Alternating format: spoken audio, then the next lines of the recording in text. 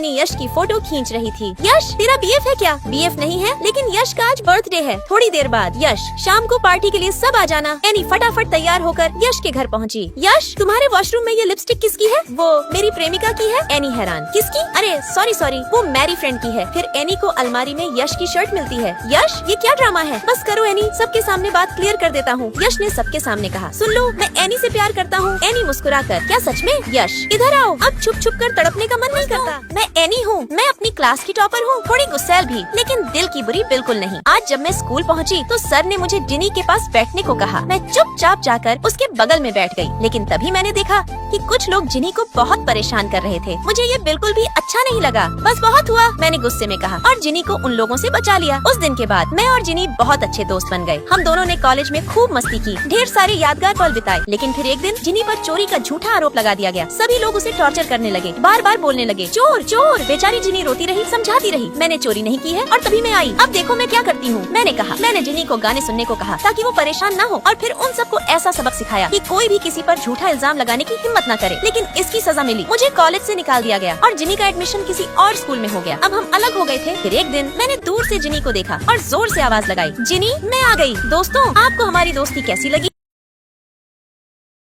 दोस्तों आप सोच भी नहीं सकते आज मेरे साथ क्या हुआ। लिली ने मुझे पार्टी में इनवाइट किया था। जब मैं वहाँ पहुँची तो लिली ने ताना मारते हुए कहा, आ गई गरीब, अपने गरीब आशिक को साथ नहीं लाई। सब लोग मेरी हंसी उड़ाने लगे। कसम से उस पल मुझे ऐसा लगा जैसे 2 बूंद पानी में डूबकर मर जाऊं। इतना बुरा लगा यार। मैं वहाँ से जाने ही वाली थी, तभी यश आ गया। उसने गुस्से में कहा, जिसने मेरी रानी की बेइज्जती की है चुपचाप अपना नाम बता दो, वरना सबकी जॉब खतरे में है। सब लोग यश की बात सुनकर हंसने लगे और हमारा और ज्यादा मजाक उड़ाने लगे। यश ने मेरा हाथ पकड़ा और मुझे वहाँ से ले गया। हमने जल्दी से कपड़े बदले और जब वापस आए तो यश ने मुस्कुराते हुए कहा, ये लोग गंवार कपड़ों से लोगों की औकात का अंदाजा लगाते हैं, अब इनकी असली औकात दिखाने का समय आ गया है। तभी लिली ने ताना मारते हुए कहा, मेरा बॉयफ्रेंड महीने का 10 लाख कमाता है। यश ने हंसते हुए जवाब दिया, तो अपने अमीर बॉयफ्रेंड को बोलो अपने बॉस को कॉल करने के लिए। लिली का बॉयफ्रेंड कॉन्फिडेंस से कॉल करता है, लेकिन जैसे ही सामने से आवाज आई वो चौंक गया क्योंकि उसका बॉस यश निकला लगा। मैं एक करोड़पति लड़की हूँ, लेकिन मुझे अपने दम पर कुछ बनना है। माँ मुझे पैसों की कोई जरूरत नहीं, बस मेरा एक्टिंग देखना। मुझे हीरोइन बनने का शौक था। इसी बीच मैंने लिली को देखा, वह तो बहुत फेमस हो चुकी थी। मैंने खुशी से कहा, लिली अब तो तुम हीरोइन बन गई हो, क्या तुम मेरी मदद करोगी? पर लिली ने हंसते हुए कहा, चुड़ैल मैं तेरी मदद क्यों करूँ, तेरे जैसों को तो मैं भाव भी नहीं देती। लिली मेरी क्लासमेट थी, लेकिन शूटिंग शुरू होते ही वह सब पर रोब झाड़ने लगी। लिली तू ऐसा क्यों कर रही है? मैंने उसे समझाने की कोशिश की, पर अगले ही पल एक्टिंग के बहाने उसने मुझे सच में पीटना शुरू कर दिया। अगले दिन उसने जानबूझकर मेरा टिफिन गिरा दिया और फिर मासूम बनकर बोली, सॉरी जिनी, चल मैं तुझे नया टिफिन दे देती हूँ। पर ये उसकी चाल थी। जैसे ही मैं उसके साथ गई उसने मुझे एक अंधेरे कमरे में बंद कर दिया। मेरा दम घुटने लगा।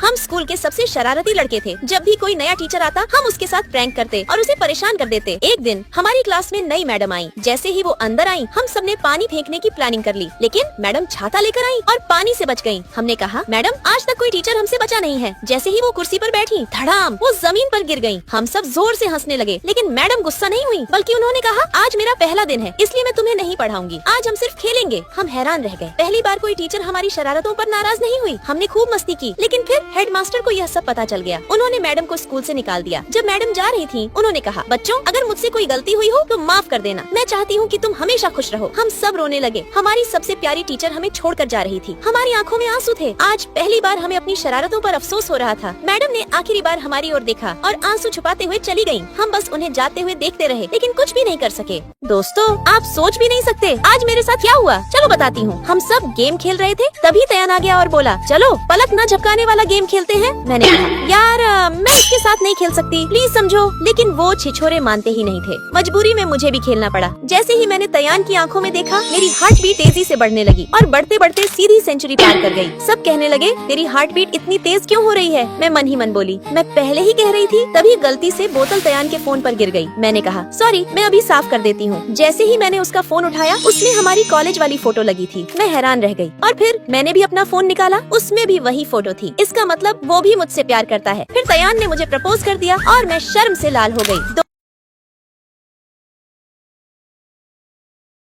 अगर एग्जाम में टॉप करना है तो मुझे अपना फेवरेट कलर देखना होगा। जो भी सबसे पहले लंगूर आएगा, अगर उसने ब्लैक कलर के कपड़े पहने होंगे तो मेरा फर्स्ट आना कंफर्म। चलो देखती हूँ। तभी यश आ जाता है। यश, यहाँ क्या कर रही हो? मैं, तुम यहाँ कैसे? अरे पहले ये बताओ, तुमने ब्लैक कलर का कुछ पहना है क्या? यश थोड़ा शर्मा जाता है। मैं, अरे यार दिखाओ ना। देखती हूँ, इसने तो व्हाइट कलर का पहना है। अच्छा चलो सॉक्स दिखाओ। यश ने सॉक्स भी व्हाइट कलर के पहने होते हैं। अरे नहीं यार, ये भी व्हाइट। एक जगह तो भूल ही गई। चलो अपना पैंट दिखाओ, उसके अंदर तो जरूर ब्लैक कलर की चड्डी पहनी होगी। बस फिर क्या? यश मुझसे भागने लगता है। यश, अरे यार बस चड्डी ही तो दिखानी है, दिखा दो ना। कौन सी तुम्हारी इज्जत लूट रही हूँ? तभी यश के लंगोटियाँ यार आ जाते हैं। यश उनसे कहता है, भाई बचा लो। मैं बोलती हूँ, तुम लोग पतली गली पकड़कर निकल लो, वरना तुम्हारा भी पैंट खोल दूंगी। यश दिखाओ ना प्लीज यार। यश मुझे इतना भगाता है कि मैं पूरी तरह थक जाती हूँ। यार पैर दर्द कर रहा है। अगर इसने ब्लैक चड्डी पहनी होगी तो मेरा फर्स्ट आना पक्का। इतने में यश फिर मिल जाता है। यश प्लीज मेरी बात सुन लो, डरो मत, मैं चड्डी नहीं देखूंगी, बस मुझे घर तक ड्रॉप कर दो। यश मुझे अपने पीठ पर बैठाकर घर लेकर जाता है। रास्ते में यश पूछता है, वैसे फर्स्ट आने का चड्डी से क्या कनेक्शन है? मैं हंसकर कहती हूँ, अरे यार वो तो बस छोटा सा मजाक था, ताकि मैं तुम्हारे साथ थोड़ी मस्ती कर सकूं। बस तुम ही तो हो जिसके साथ मैं मस्ती करती हूँ। फिर मेरा घर आ जाता है। यश मुझे उतार देता है और जाने लगता है। Thank you so much Yash, love you. फिर मैं बोलती हूँ, एक सेकंड, मुझे अभी सीढ़ियाँ भी चढ़नी है। धोखेबाज, मुझे ऊपर तक छोड़कर जाओ।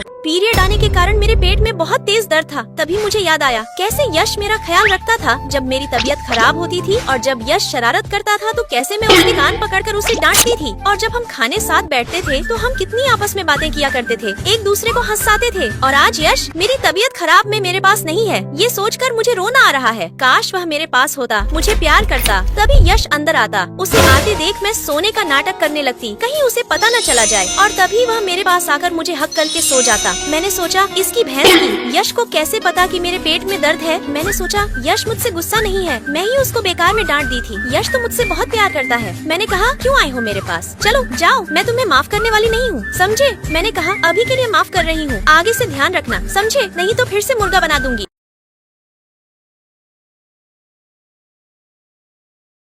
दोस्तों, आप लोग यकीन नहीं करेंगे कि आज हमारे साथ क्या हुआ। प्रिंस की मामी की लड़की अचानक आकर उसके बगल में सो गई। हम तो पूरी तरह घबरा गए। आप सोच भी नहीं सकते कि लड़की कितनी बदतमीज है। वो बोली, मैं और प्रिंस तो बचपन से एक ही कमरे में सोते आए हैं और गुटरगू किया करते थे। उसकी मम्मी भी कमाल की, बोली, अरे बेटा सबके सामने राज की बातें नहीं करते। मुझे तो अंदर ही अंदर इतना गुस्सा आ रहा था, ऐसा लग रहा था कि इनका खून पी जाऊं। एक दिन वो मेरी बेटी से लड़ाई करने लगी और खुद ही नीचे गिरकर रोने लगी। जब हम पहुँचे तो चिल्लाने लगी, इस लड़की ने मेरा पैर तोड़ दिया, मैं इसे नहीं छोड़ूंगी। उस वक्त मुझे समझ आया कि ये मुझसे प्रिंस को छीनने की कोशिश कर रही है, लेकिन मैं ऐसा होने नहीं दूंगी। अगले दिन वो फिर मेरे पास आई और कहने लगी, अगर प्रिंस को नहीं छोड़ा तो तेरी बेटी को नहीं छोड़ूंगी। मैंने कहा, मेरी बेटी ऐसा कभी नहीं करेगी। दोस्तों, नेक्स्ट पार्ट देखने के लिए सब्सक्राइब करें।